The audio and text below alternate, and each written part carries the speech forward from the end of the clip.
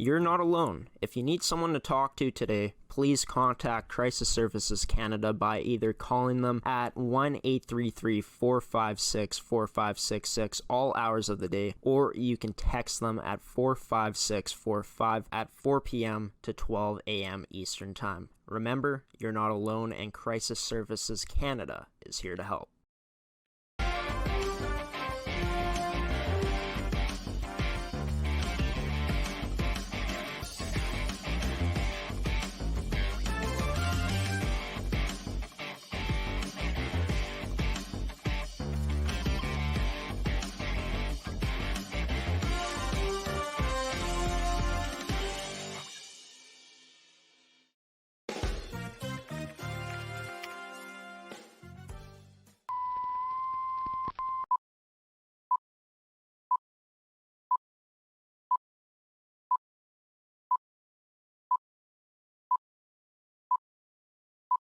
Good morning, everyone, and welcome to this edition of Coffee with Graeme on AETi Productions. I'm your host, Graeme Forsyth. Coffee with Graeme is, of course, brought to you by Fabricland Winkler, Evolve Green, and AETi. In today's edition of Coffee with Graeme, we're going to be talking some hockey, of course, as hockey season is right around the corner. We're going to be covering many leagues in Manitoba mostly, but we're also going to be covering a female hockey league as well in Saskatchewan, and that's going to be the first guest in today's episode where he comes from. He's a head coach in the Saskatchewan Female U18 AAA Hockey League. We've had him on the show before back in 2020. I'm proud to have him on the show once again. It's Mike Merk, head coach of the Regina Rebels. Mike, join me on today's edition of the show to talk about how the offseason has gone for this team, the team coming into this season,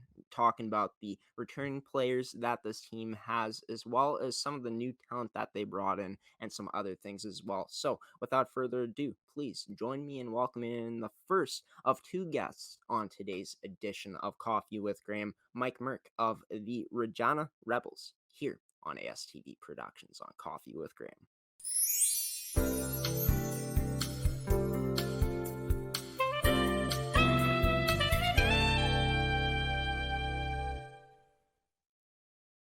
Joining me now on this edition of Coffee with Graeme is the head coach of the Regina Rebels, Mike Merk. Mike, it's been a long time since we last talked, but I hope you've been doing well since the last time we've talked. How's your, the rest of 2020 and your year of 2021 been for you? You know what? All things considering, it's actually been okay, I guess, for how things are going. Everybody's healthy and safe, so that's the main thing right now.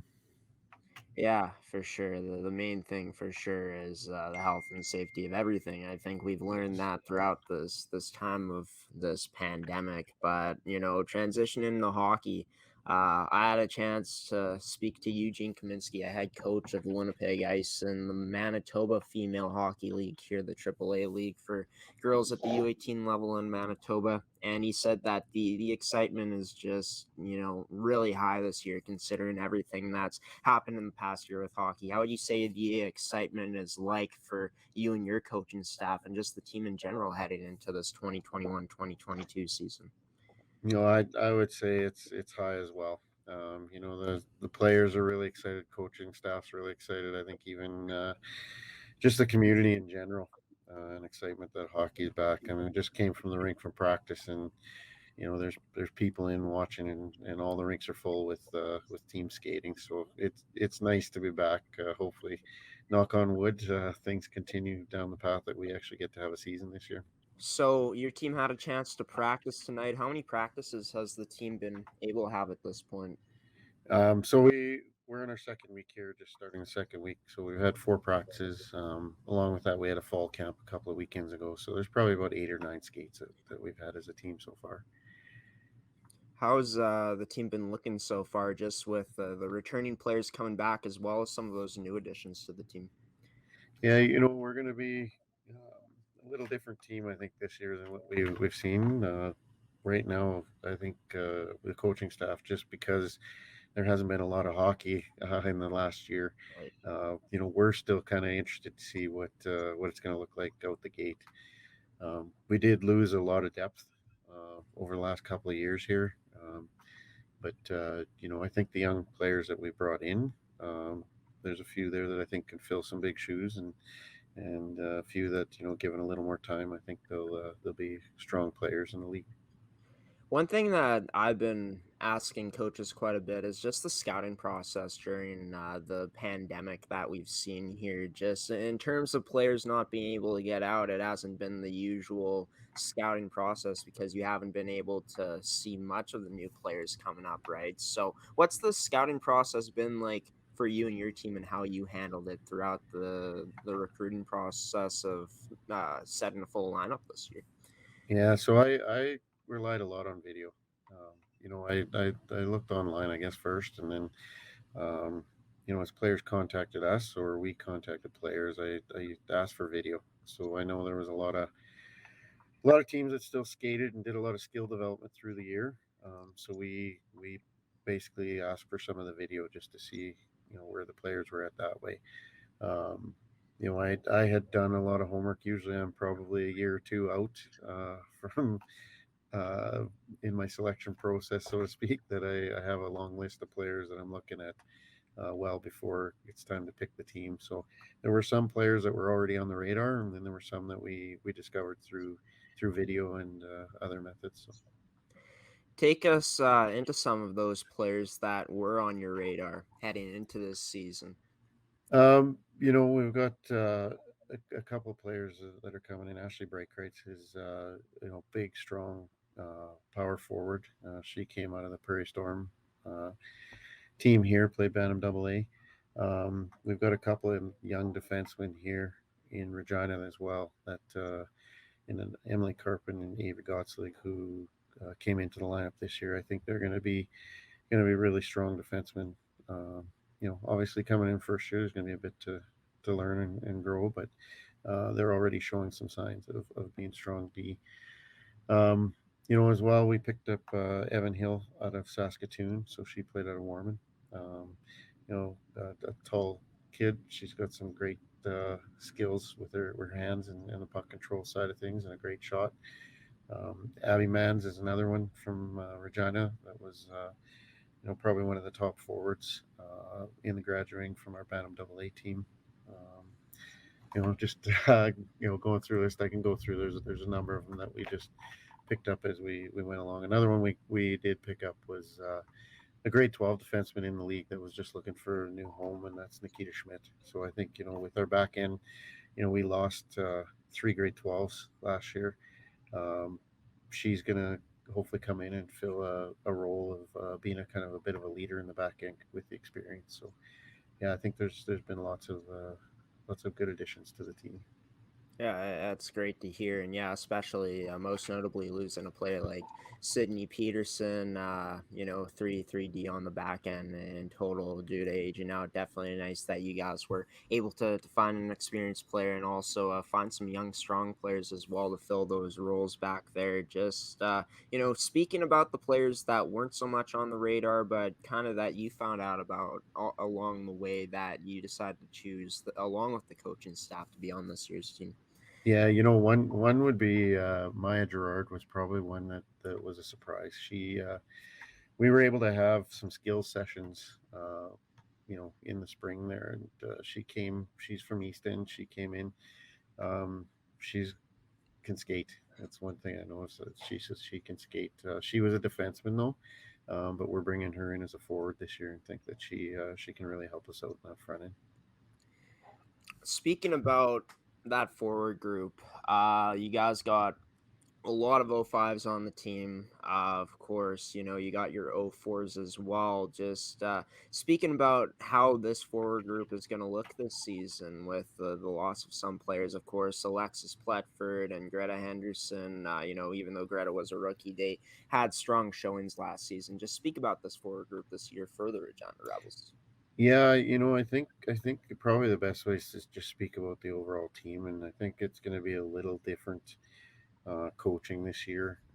We definitely have some offense, but when you go back to the Nina Bricks and some of those players that were really really strong offensively, I don't know if we're going to have as much of that offense. I think we're going to be tighter games this year and have to learn to play a little more defense. But in saying that, we do have a Greta Henderson, we got Alexis Petford, Ali Gerard, Megan Hayhurst. I mean, they're all veterans, 4-year veterans or 3-year veterans that can actually score. Greta played, I guess, only this will be her second year, but she's played boys all the way through.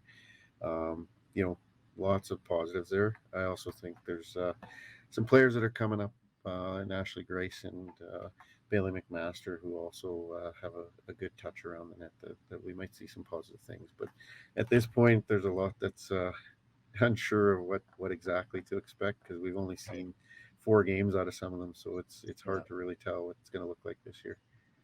Yeah, for sure. And I think that's the biggest thing, right? Even though they were rookies last year and they're heading into their second season, they really didn't get that true rookie season like players in the past would have gotten. But, looking in goal, that's one place where you guys are very experienced at having two goaltenders back and Chloe Sorensen, and most importantly, Peyton Schlamp. Just speak about how huge it is to have a player like Peyton and Chloe back. Their backstop in this team this season. Yeah, I think it's going to be real important.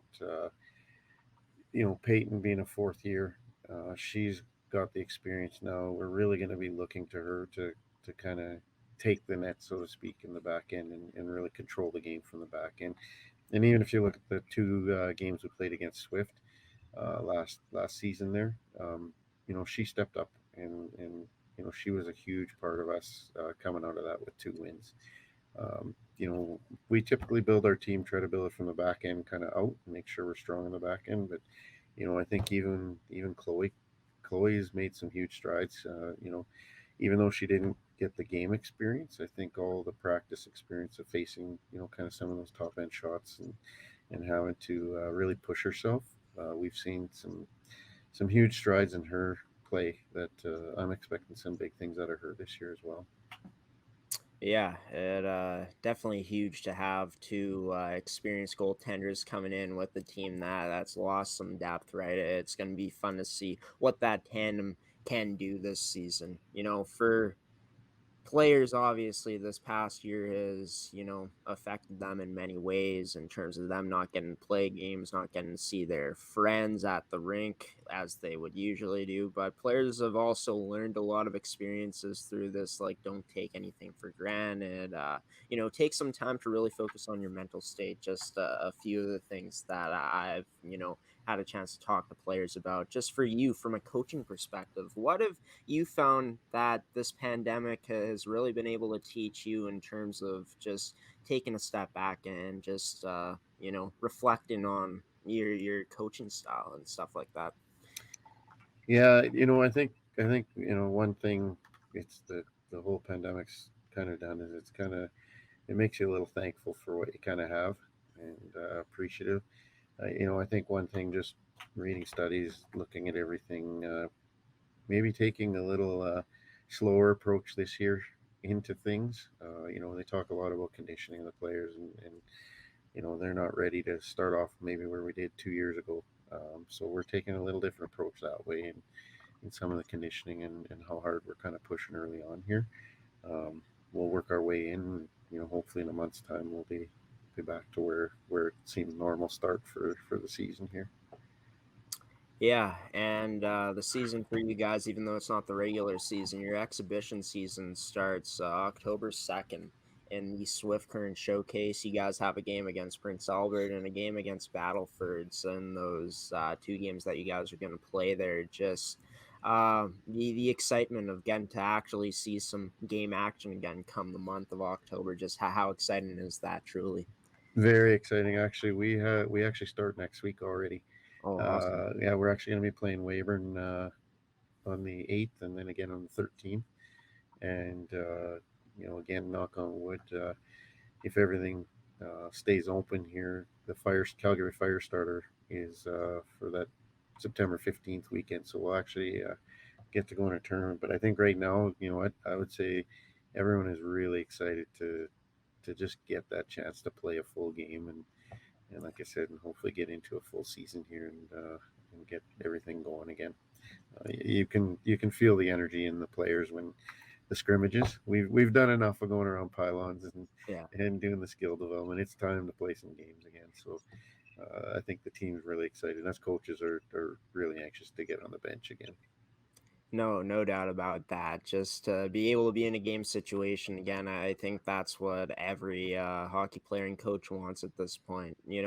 With the players coming into this year that were rookies last year, coming into their second year, obviously with less game reps than your typical rookie would get in past seasons. Just with so much game action so early on before the season even starts in the regular season, how huge do you think that this amount of games this year is going to be for this team to get you guys up to speed? I think it's going to be really important. As I mentioned, I think we've done a lot of practicing and a lot of working on that execution and practice, but there's a piece of playing a game and being able to execute in a game, as well as just even that game conditioning. That's probably the biggest thing I'm seeing on my team right now is just that being able to play, shift after shift at that intense level.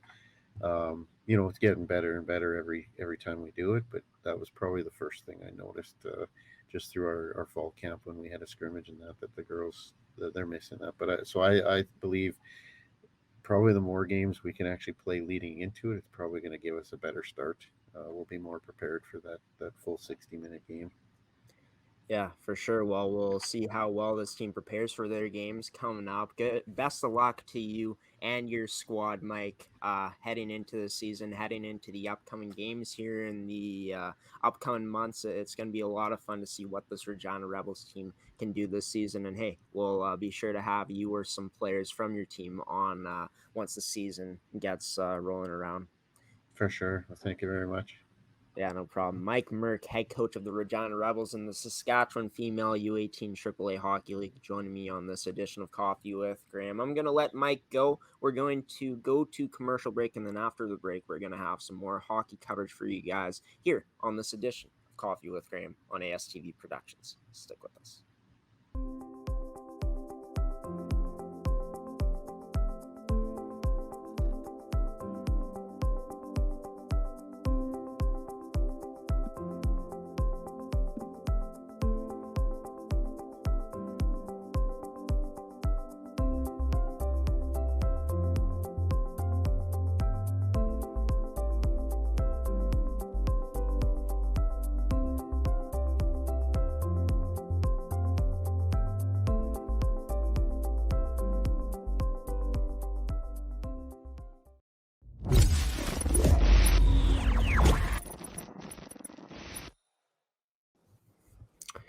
Welcome back to Coffee with Graeme on ASTV Productions. We're now going to move into the MMJHL, and joining me is 2019-2020 head coach of the year in the league, Jeff Mitchell, head coach of the St. Vital Junior Victorias. Jeff, thank you so much for taking the time out of your Wednesday night for joining this Thursday edition of the show. How are you doing? I'm good. Thanks for inviting me as well. And anytime we can promote our team as well as the league, no problem with me coming on anything like this. Yeah, awesome. We're happy to just spread more awareness to the MMJHL because it's a very talented league. You guys being amongst one of the most talented teams in your first 2 seasons of coaching. You started off coaching at the 2018-19 season. Just talk about how it came to be that you ended up getting the position to be the head coach of the Junior Vics. Yeah, sure. So during the summer there, I was actually going to take the season off from coaching and take the year off and just kind of relax a bit. The years before, I'd been coaching since I started or quit playing junior hockey when I was 21 there. So ever since then, I've coached my way up the lines and had a few, about 3 years with the Selkirk Steelers, and then helped kickstart the Winnipeg Bruins AAA program for provincial midget. And then I thought I would treat myself and take a year off. And then in August there, I got a phone call from Perry Moore, our general manager, and we went sit down, had a meeting, and the rest is history, I guess you could say. Yeah, it's crazy how you were going to take a year off and then this opportunity presented itself. like you said, you had a chance to coach with Selkirk as well as help build up a program, the Winnipeg Bruins. Just speak about how your experiences as a coach before joining the Vicks really helped you transition into having success right away in the league as a coach. For sure. Like I said, right after junior hockey, I got into coaching right away. It was just one of those things where I wanted to stick around and keep that routine of going to the rink in the wintertime and instead of just sitting at home killing time. So I got into it right away and was fortunate enough to start with a coach named Glenn Burke, who got me into the AAA scene right away and started from there. So after that first year, moved up to the provincial midget wild with Paul Kruger and Wayne Bartley. And obviously, all these coaches that I've had has been great mentoring for me. And then after that, made a quick jump again in my third year with Wayne Bartley was offered the head coach position in Selkirk and asked me to join him. And 3 years there, and then took a little bit of break from schooling and finished up that and went to help Dan Eliason, who is I think Manitoba's only TELUS Cup winner with the Winnipeg Thrashers. But he asked me to help kickstart the Winnipeg Bruins program for the provincial midgets, and after that. I'm here with the Vic. So, like I said, all those coaches I've mentioned just have been great mentors for me. Got to move up the line quick and gain quite a few different responsibilities in an early age, and it's kind of shaped me to what I've become right now. Looking at your first season coming in, this team finishes tied for third in the league with a 29-13-3 record, an improvement from the season before where this team finished in about sixth place with a 21-22-2 record. Just, you talked to me earlier how Riley Beauchemin was the captain of that team. Obviously, this team had a lot of depth as well to go with it, but what was it like in your first season? Having a player like Riley as the leader of this team, who was, considered the best player in the league while he was playing for most of his career. Yeah, Riley was actually the first player I reached out to, and we sat down, had a meeting right away, and just kind of got to know each other a bit. And right away, I could tell this guy wanted to win or at least be successful over the season. And it was his last season, of course, my first year. So I wanted to do the same for him. It was a good mutual respect that we had. So he and I both had given each other the leadership talk, and we wanted to push this program to a next step. And we had total buy-in. We kind of reshaped the organization a bit that first year from day one. Just kind of set out some new guidelines, rules, and how we wanted to create a junior type program to make sure that the guys are still able to do what they do, either go to school or work full time, but still come to the rink and compete every night and be a competitive product as a St. Patel Victoria going against the other teams in the league. So Riley's a great player and a great leader. He learned over the year, but I can't say enough good words about Riley. Just driving that ship that year to be a huge part of our footprint with the Vicks and moving it into a different direction. And, to go along with Riley, you guys had some great depth as well.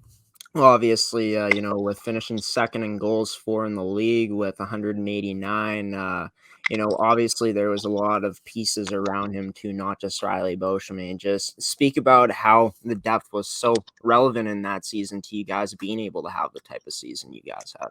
Yeah, that first year, I went in right away, and before I even, accepted the job, looked at the roster, and I just felt that I felt like they had the players there, just maybe a different voice or maybe a different way of doing things or systems might work for those guys. So, like you said, we had a ton of depth, and I think over the first few months we had the opportunity to puzzle piece them together to what we thought would be successful for the guys, and it seemed to work. We had top down great players on our team. We have obviously some open area guys as well coming in from out of town that are a big piece for us as well.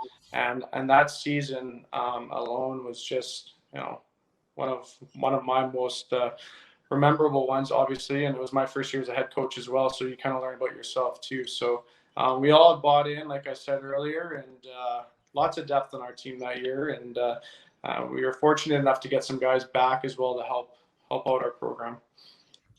Moving into the playoffs of that season, even though you guys lost in the first round, just wow, what a series! Just looking at it on paper, losing in 7 games to the Transcona Railer Express. Almost every one of those games went to 1-goal games. Some games went to overtime. Just speak about what that experience was like of going through that, even though you guys weren't able to come up with the win, of just going through a battle like that in the first round of your first year as a head coach of this team. For sure, yeah, that series was intense, and obviously a fun one for us, and obviously for myself and our staff, just being new to the league. So we got to get to that Game 7 game, and every game is a little bit of build up for each game, and then the crowds get a little bit bigger as you go on through the season, as different leagues around the province are closing up, right? And we always seem to run a little bit later, so the excitement and the fun of it really starts happening when you get a little bit bigger crowds, and all of a sudden the rivalry turns up just a little bit every night. And by that Game 7, it was winner go home. So and we went home and they went on, but hats off to them. They had a great series as well, and we continue to this day just have some good games against those guys.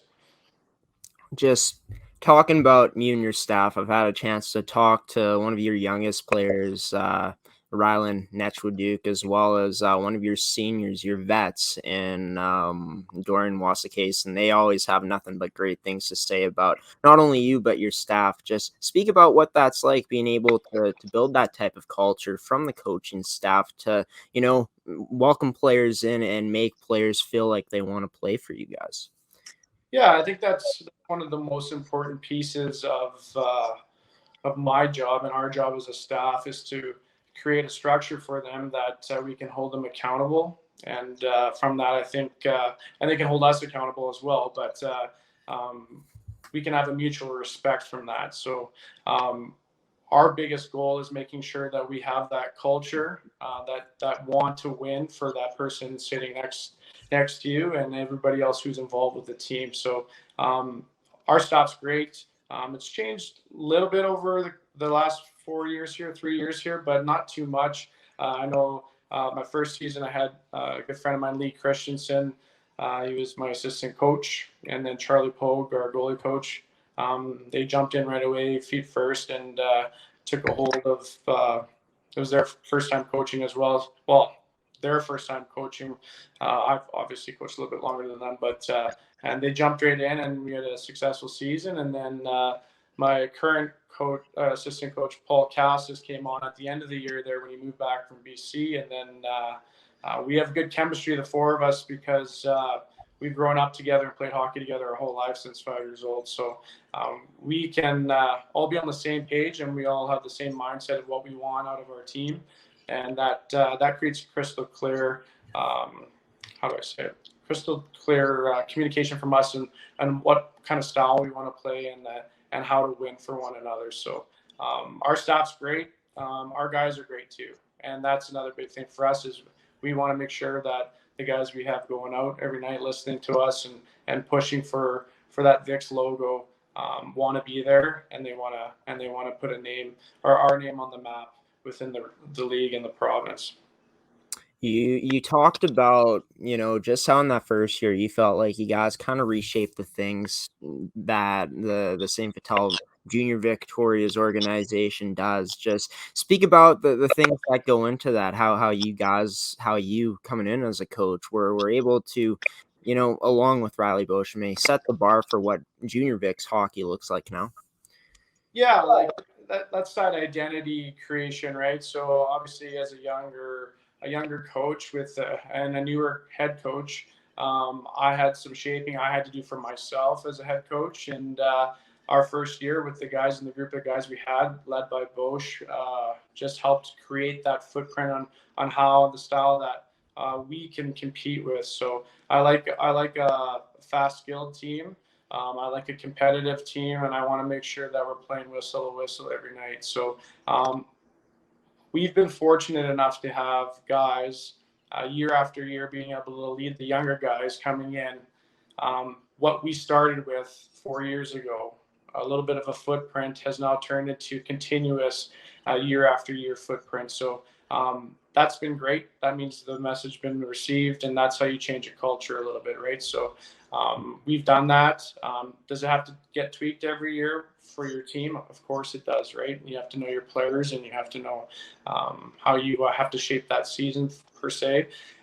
But for the most part, our identity is we want to be hard to play against every night, and we want to make sure that we're giving it all every night. Yeah, for sure. And it's definitely shown throughout, your your first full 2 seasons as a head coach, obviously finishing tied for third in that first year in 2018-19, and then finishing second place in 2019-2020. Just talking about that, the continued success from that first year of you being the head coach to, that second year of 2019-2020, just how nice was that to see that what you guys were doing, the blueprint was working for you guys? Yeah, for sure. When it transfers over to that next season, the guys are excited to come back, and you're getting majority, if not all of your group that can return, will return, and want to be a part of camp right away, or want to be a part of community things in the summertime. That just shows you that maybe it worked a little bit with those guys, and they got a good taste of it, and they want to continue. So that second season, we were fortunate to get a couple different guys part of our roster too, from different leagues above and from high school and AAA as well. So we to us, it's more of, there's a little bit of more awareness about our team and the league, right? So, and things are shaping up every day differently with different factors that are happening, whether it's WHL, Junior A, our league, and then underneath as well. So there's always different decisions to be made by these players, different priorities to be made. And we've been fortunate with the group of guys that we got out that first year, but that second year really helped put the VIX name on the map and create that competitive program that we were working for all that first year. Speaking about 2019-2020, you guys finished second for goals for in the league with 188, second least goals against 129, second best power play at 22.55%, and second best penalty kill at 86%. Of course, you guys finished second in the league with a 29-10-6 record, and you end up winning the Coach of the Year in the league. First VIX coach to do that since Paul Johnson back in 2003, 2004. Just how nice was that for you? And I feel like you're going to say it's more of a staff award, but just for not only you, but your staff to get awarded for yourself, the Coach of the Year award. Well, you must have done your homework, because I'm pretty big on calling it the Staff of the Year. So like I've said earlier, the recognition is great. I think it should be recognition, though, of the whole management top down, right? So like we wouldn't be able to do what we want to do without the help from obviously our board of directors to our general manager, equipment manager, trainer, and then also our coaching staff. So and then to even add on just a good group of guys that allows us to push them to be the best they can be every night. So the recognition was great. I'm proud of it. Personally and as an organization, I think it was a great 2 seasons for us, and that second one for sure. I had some good feelings going into playoffs there, but obviously we got shut down. But like I said, Staff of the Year, Coach of the Year, doesn't really matter to me what it's called, but most importantly is that we all work together to create some success that year. Coming into the season last year, of course, talking about the season, you guys finished 2-3 in those 5 games, tied third most in goals for with 18, fourth most goals against with 19. Just looking at, even though it was a shorter season, what did you feel were kind of some of the things that you learned about this VIX team, some of the players heading into this year, as well as just the VIX team in general heading into that 2020-2021 season? Yeah, last year was obviously an eye-opener. There was a lot of different things going on in the world. Obviously, with COVID and different types of restrictions or shutdowns and different ways of doing things, whether it was at home or at the rink, right? So there was a lot of, I guess you could say, distraction to that.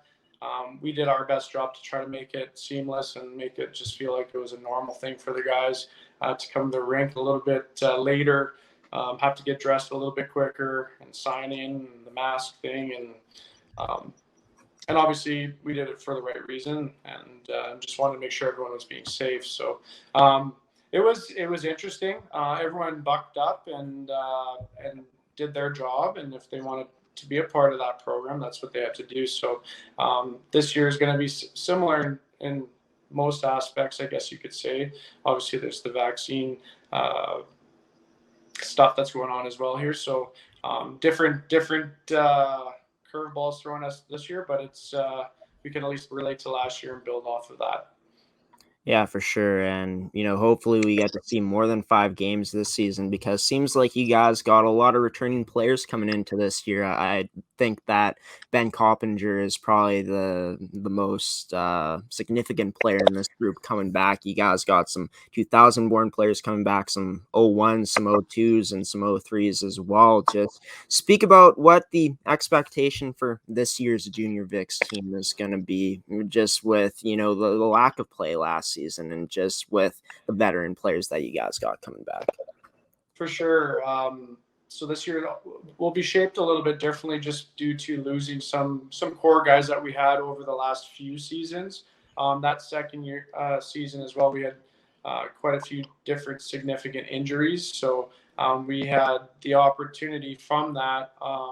Some of our younger guys got to play more minutes and be put into different roles that maybe they might not have gotten in those first few years of play as rookies. So we feel the guys that are coming back now has at least had a good season and a bit to get under their belt, and they should be coming and flying and finishing up some unfinished business that they can prove themselves in this league here and make a push forward. So not much changes.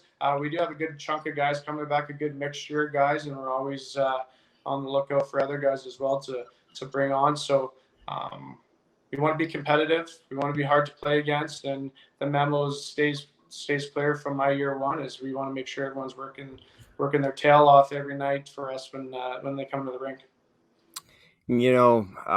St. Vital, very strong area of hockey. They got some pretty good high school programs as well. The Dakota Lancers come to mind for me. You guys were able to get Ryland Netchwaduke, of course, Tyler Rubiny, and then not from Dakota, but another one of the top players in his high school career, and Serge Samard. Just speak about how nice it is to have the type of talent you guys see in St. Vital, being able to fill some of the roster spots of players that age out. Yeah, so obviously we have a group of different high schools here that we can go out and watch, and obviously there are some standout guys like those guys you mentioned that you go and you watch them play, and you know that they can make that jump to that league potentially in that following season. So it's nice. We have Larry Goodchild, our head scout there. He goes around and he watches those guys, and he prepares lists for us, and then we go out and check them out as well. And we started, obviously, because they're catchment players for us and they're in our area, we just try to stay in touch with them and just make sure that they're aware of our program and that it's an option for them, right? And try to get them on those AP lists and out for practices and games. And we've been fortunate as well as the coaches of those teams, of those high school teams, have been quite open to us using them in games or even just having them out with us, because obviously end of the day, we want them to commit to their teams and win championships and whatnot with them. We just like to give them a little bit of a taste of Vic's hockey from our side too as well, and it seems to be working out for us. Yeah, and I think that's just so huge, putting the program out there, just being like, hey, we want, these players to potentially play for us in the future when they're ready, and just to give them that little experience maybe before, where they maybe get to play 1 or 2 games there before even playing a full season in the with you guys is absolutely phenomenal. Camp starts for you guys on Tuesday, September 7th. So next week, just how excited are you to see the competition in camp this year for players that are coming in that are going to be jockeying for position on the roster to fill in those open spots? We're excited to see what we can get out for camp here. Obviously, with last year being a little bit of a write-off, it was harder to get out and watch some games and being communication with those guys that we feel could make a push for our team this season. So we've looked back at our list. We do our homework. We go through rosters. We make sure that we're well educated on our side as much as we can be. So now we just wait to see what we can get out to camp. But we've been skating. The vets have been skating the last few weeks here. So we've been fortunate to get ice for that and just let them shake out those cobwebs from the last season here. So, but yeah, so I know the guys who are returning are excited to be back. They're out there right now. Actually, we have a skate tonight. That's why I have to leave in a little bit here. But we have a skate tonight and tomorrow as well. So just kind of a last week primer for camp, like you said, starting next Tuesday. And if anyone's watching and want to come out to camp, then registration's online and go check us out. And we'd love to see you there, obviously. Yeah, for sure. You heard the man. If you want to have a chance to potentially, make the VIX team this year, or at least try out, be sure to check out their information on their website as well as on MMJHL's website. Just speaking about it, just the exhibition games lastly here, what's going to be the strategy in terms of just the type of roster you're going to field in those games? Are we going to see much of the vets in action, or are we going to see more of those guys that are kind of on the cusp, or the guys that you want to see more opportunity from?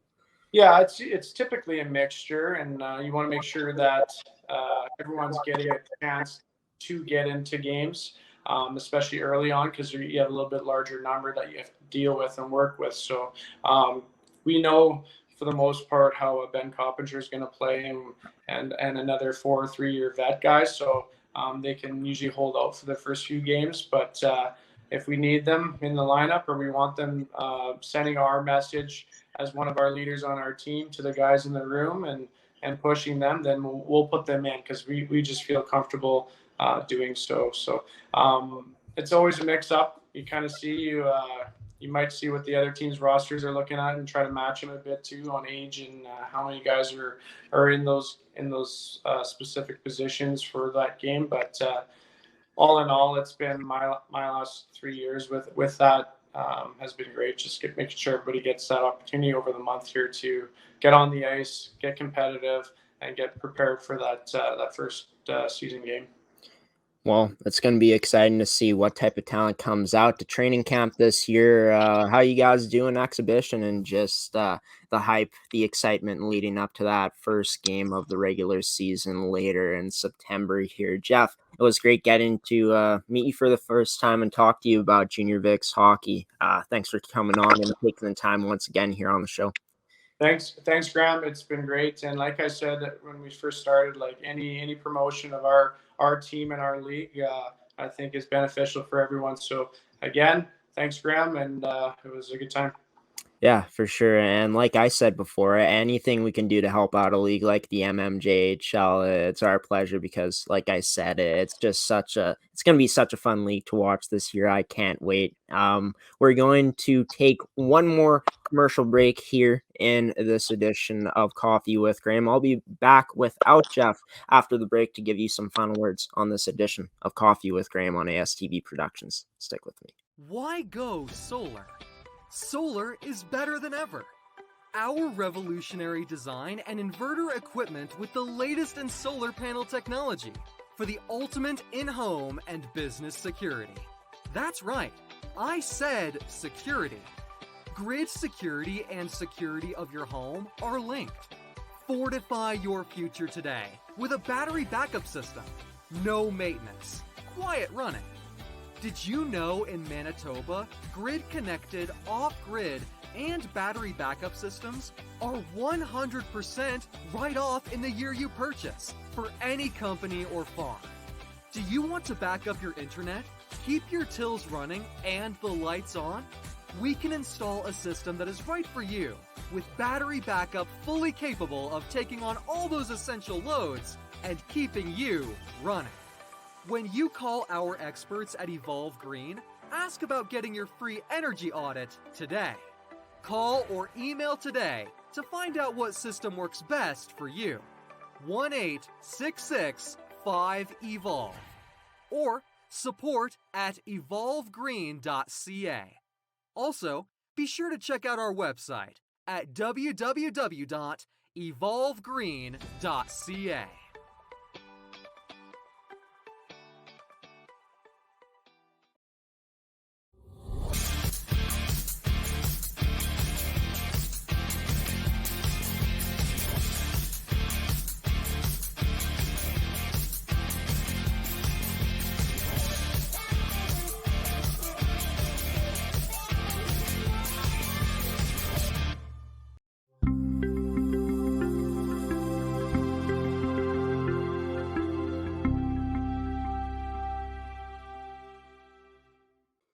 Welcome back to Coffee with Graeme on ASTV Productions. Jeff Mitchell, head coach of the St. Vital Junior Victorias in the MMJHL, joined me most recently on this edition of the show. Of course, earlier on in this episode, Mike Merk, head coach of the Regina Rebels in the Saskatchewan Female U18 AAA Hockey League, also joined me to talk about their team heading into this season, as well as the roster of returning players that they have, and some other things as well. I want to thank both Mike and Jeff for being a part of today's edition of Coffee with Graeme and coming on the show. I want to also thank you, the viewer, for tuning in to today's edition of Coffee with Graeme, and I want to thank the official sponsors of Coffee with Graeme as well, and Fabricland Winkler, Evolve Green, and AETi. As for when the next edition of Coffee with Graeme will be airing, a new episode comes out next week. We're shooting for that time on Tuesday at 10 a.m. Central Daylight Time. Fingers crossed that we don't have any technical difficulties, but there should be a Coffee with Graeme coming out next week on Tuesday. You can catch that one at 10 a.m. Central Daylight Time all across our ASTV Productions network, on our Facebook at ASTV Productions, on our website at astvproductions.com, and if we go live, we'll be going live on Twitter as well at Amateur Sports TV. But if it's pre-recorded interviews like in this episode that we did for today, you can watch it on Facebook and on our website. But yeah, until next week, folks, I've been your host, Graeme Forsyth, signing off now until I see you next Tuesday, potentially.